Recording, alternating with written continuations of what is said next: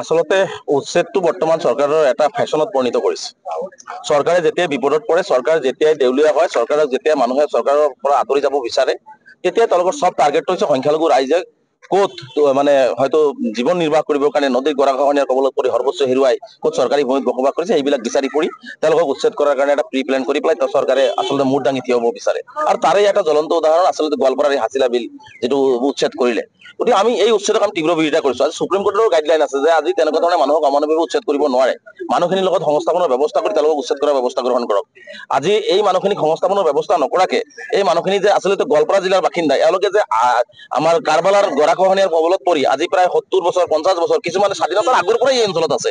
গতিকে সেই মানুহখিনিক তেওঁলোকে মানৱীয় দৃষ্টিৰে অন্ততঃ তেওঁলোকক সময় দিব লাগিছিল। যিটো সময় আমি মুখ্যমন্ত্ৰী ডাঙৰীয়াকো কৈছিলো যে কিছু সময়ৰ প্ৰয়োজন, সময় দিব লাগে। আৰু যিখিনি লেণ্ডলেছ পিপুল আছে, আজি ভূমিহীন মানুহখিনি মাটি কোনে দিব? চৰকাৰে দিব লাগিব। চৰকাৰৰ দায়িত্ব হৈছে, সংবিধানে আমাক অধিকাৰ দিছে, সংবিধানে আমাক অন্য বস্তুৰ বাসস্থানৰ অধিকাৰ দিছে, এই অধিকাৰ আমি পাব লাগিব। চৰকাৰৰ প্ৰথম দায়িত্ব হৈছে এই মানুহখিনিৰ লগত আলাপ আলোচনা কৰি তেওঁলোকক সংস্থাপনৰ ব্যৱস্থা কৰি তেওঁলোকক উচ্ছেদ কৰি আমাক ক'বলগীয়া নাথাকিব।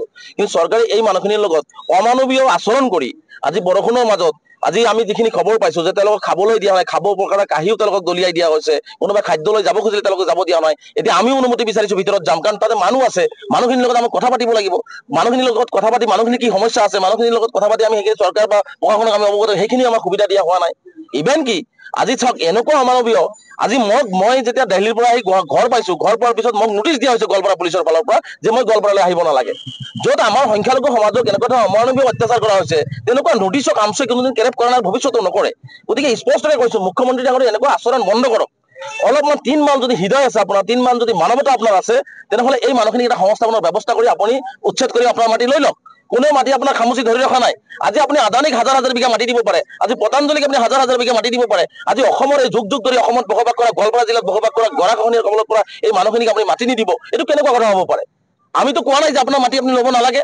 এই মানুহখিনিতো বিৰোধ কৰা নাই যে মাটি আমাক উচ্ছেদ কৰিব লাগে। উচ্ছেদ কৰক, যদি আপোনাৰ প্ৰয়োজন হৈছে মাটিখিনি উচ্ছেদ কৰক। কিন্তু উচ্ছেদ কৰাৰ আগত এই মানুহখিনি ক'ত থাকিব, কেনেকে থাকিব, কি খাব, ল'ৰা ছোৱালীক পঢ়িব নে নাই, ল'ৰা ছোৱালীক খাবলৈ আছে নে নাই, ল'ৰা ছোৱালীক শিক্ষাৰ অধিকাৰ পাব নে নাই, এই কথা বাৰ্তাবিলাক কোনে চাব? এই কথা বাৰ্তাবিলাক চাব লাগিব মুখ্যমন্ত্ৰী ডাঙৰীয়া, অসমৰ গাৰ্জিয়ান মুখ্যমন্ত্ৰী, জিলা প্ৰশাসন গোৱালপাৰা, তেওঁলোকে চাব লাগিব। কিন্তু এইখিনি নকৰাকে যি অমানৱীয় উচ্ছেদ কৰিছে, ইয়াক আমি তীব্ৰ নিন্দা কৰিছো, গৰিহণা দিছো। আৰু মুখ্যমন্ত্ৰী ডাঙৰীয়াক স্পষ্টকৈ আমি আহ্বান জনাইছো যে সংখ্যালঘুক আচলতে আপুনি জীয়াই থাকিব দিব নে নাই তাৰ স্থিতি স্পষ্ট কৰক মুখ্যমন্ত্ৰী ডাঙৰীয়াই। কাৰণ আমি জীয়াই থাকিব বিচাৰিছো, আমি অধিকাৰ লৈ জীয়াই থাকিব বিচাৰিছো, কাৰোলৈ ভিক্ষা লৈ আমি জীয়াই থাকিব বিচৰা নাই। গতিকে আজি বিপদত পৰি গৰাখহনীয়াৰ কবলত পৰি হয়তো চৰকাৰী ভূমিত আমি থাকিবলগীয়া হৈছে। এনেকুৱা হাজাৰ হাজাৰ বিঘা বনিয়া গোষ্ঠীয়ে দখল কৰি আছে, হাজাৰ হাজাৰ বিঘা মাটি মানুহে দখল কৰি আছে, সেইবিলাকলৈ মুখ্যমন্ত্ৰী চকু কিয় নাযায়? গতিকে মুখ্যমন্ত্ৰী ডাঙৰীয়াক আমি বিনম্ৰতাৰে আজি আহ্বান জনাইছো, গোৱালপাৰা জিলা প্ৰশাসনক আহ্বান জনাইছো, এই বৰষুণৰ মাজত কেতিয়াবা বৰষুণ দিছে, কেতিয়াবা তীব্ৰ ৰ'দ হৈছে, এই এটা মানে অস্বস্তিকৰ পৰিৱেশৰ মাজত যি ধৰণে অমানৱীয় এটা পৰিৱেশ সৃষ্টি কৰা হৈছে, এই অমানৱীয় পৰিৱেশৰ পৰা মানুহখিনিক মুক্তি দিয়ক, মানুহখিনিক সংস্থাপনৰ ব্যৱস্থা কৰক। আমি কোনো লেণ্ড থকা মানুহক মাটি দিব কোৱা নাই, আমি কৈছো যিখিনি জেনুইন লেণ্ডলেছ পিপুল, যিখিনি জেনুইন লেণ্ডলেছ পিপুল, সেইখিনি সংস্থাপনৰ ব্যৱস্থা হ'ব লাগিব। সেইখিনি ব্যৱস্থা কৰি আপুনি আপোনাৰ মাটি লৈ লওক, আমাৰ আপত্তি নাথাকিব।